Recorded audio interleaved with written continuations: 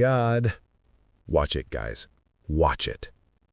On a bitterly cold November evening, northern England got hammered by a winter monster that exploded out of nowhere.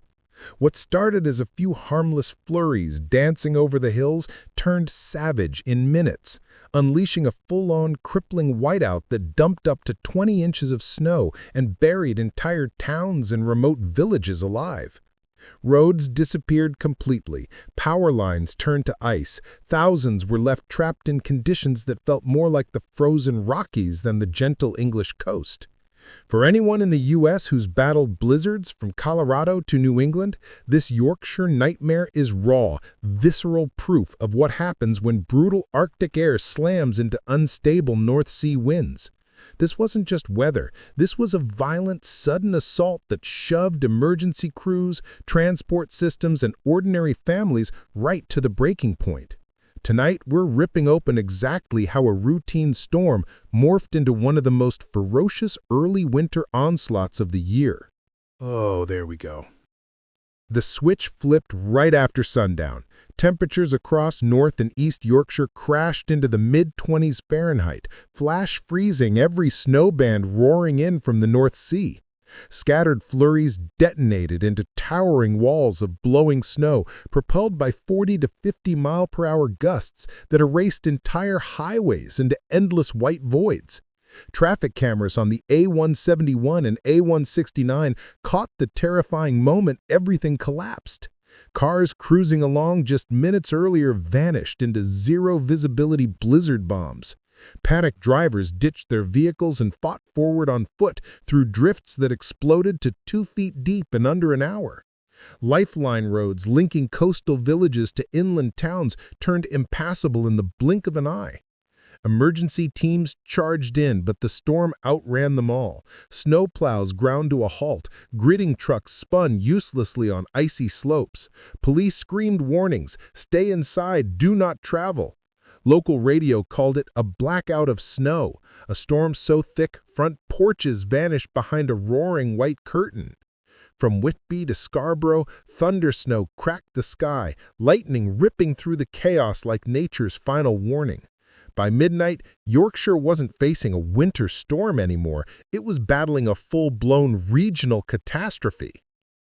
All area schools are closed today due to extreme winter conditions.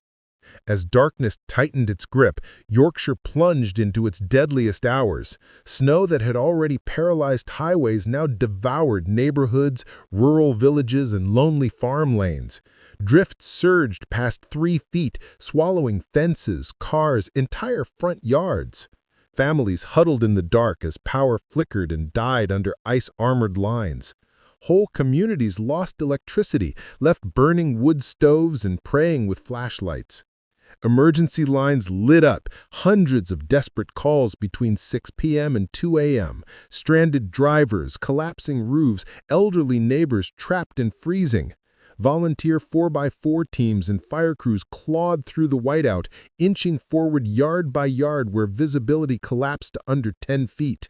Trains froze solid, buses vanished from the roads, even the gridders surrendered on remote routes, watching freshly cleared pavement get buried again in minutes by screaming crosswinds.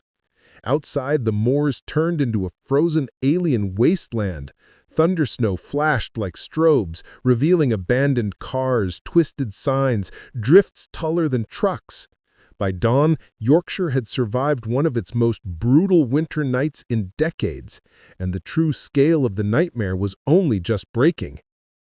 Behind the carnage was a freak meteorological beast, Arctic cold, North Sea moisture, and ferocious winds combining into a relentless snow-making machine. A savage trough of frigid air had knifed down from the Arctic, chilling the ground to near 28 degrees F at sea level. Northerly gales ripped across the water, loaded up with moisture, then smashed it into colder land, triggering massive, hours-long bands of lake-effect-style snow on steroids. Instead of flurries, Yorkshire took hit after hit of convective monsters, dropping 1 to 2 inches an hour.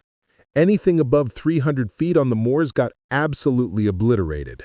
Thunder snow boomed again and again, lightning inside blizzards driving 45-plus mile-per-hour gusts that flung snow sideways, building drifts at terrifying speed.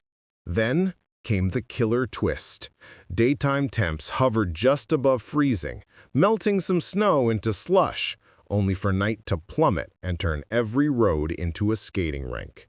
Highways that looked fine at lunch became death traps by dusk. Experts warned storms this vicious, this early, could hit more often as climate shifts shove Arctic air deeper into Europe, cranking weather volatility to 11. Yorkshire just got a brutal reminder of how fast winter can flip from calm to apocalyptic. All right, the snow's died down and the sun is rising. All right, the winds are coming back, and I finally got my anemometer working. Across Yorkshire, the human cost cut deepest. Families who left for milk or school runs ended up marooned as snow entombed their cars. Parents carried terrified kids through knee-deep drifts after abandoning vehicles on the A169. Elderly residents sat wrapped in blankets in pitch-black freezing homes. Rescue call volume exploded past 300 overnight. Stranded drivers, heart attacks unreachable, dialysis patients running out of time. Farmers and volunteers roared in with tractors and off-road rigs, ferrying medicine, food, and hope across the moors. Truckers described the moment the world disappeared. Clear 1 second, total whiteout the next. 5 minutes, and it was over. Military police handed out hot food on the roadside, turning terror into moments of raw human solidarity. Schools shut, businesses locked doors, cell towers buckled. Yet through the fear, Yorkshire's spirit burned bright. Neighbors digging out strangers, farmers carving paths, volunteers refusing to let anyone be left behind. In a night ruled by snow and terror, community became the ultimate lifeline. Oh my God! As the storm raged, emergency response went full war footing. Councils flung open warming centers, unleashed non-stop gritters and plows. But with snow screaming down at over 2 inches an hour on high ground, even the heaviest machines lost the fight. Roads refroze minutes after clearing, crews looping endlessly in exhaustion. Police screamed, "Do not travel" across North and East Yorkshire. Trains crawled, then stopped. Buses vanished. Airports choked on ice and wind. The Met Office and authorities ran non-stop war rooms overnight, blasting alerts through every phone and radio. By morning, over 90 schools were shut. Dozens of villages buried under 3-4-foot drifts, completely cut off. Farmers bulldozed emergency lanes. Neighbors checked on the vulnerable. Shops delivered to the trapped. Recovery officials warned would be long and brutal. With more snow, plunging temps, and black ice everywhere, Yorkshire stayed on critical high alert, fighting not just for open roads, but for lives. When the storm finally loosened its grip and dawn painted a buried white world, deeper truths rose with the sun. This wasn't inconvenience. This was a full stress test for a region where early blizzards this savage are rare, yet growing more likely in a hotter, wilder climate. Rural towns isolated for hours, old power grids buckling, roads flipping from rain to ice in hours, vulnerabilities American viewers know all too well. Residents admitted they got caught flat-footed, watching light flurries explode into apocalypse. Officials hammered home the message: winterize your car, stock supplies, never ignore the forecast. But through the wreckage shone something unbreakable. Neighbors saving neighbors, volunteers charging into the storm, emergency crews refusing to quit. In Yorkshire, just like the American Midwest or New England, winter isn't just a season. It's a force that demands respect, preparation, and raw community grit. As the night falls again over a silenced Yorkshire, the wind fades and the snow settles. One icy truth hangs in the air. This storm was a warning shot, a reminder that weather can turn on a dime, that a normal day can become a fight for survival in hours, and that our systems shatter when nature hits harder than we're ready for.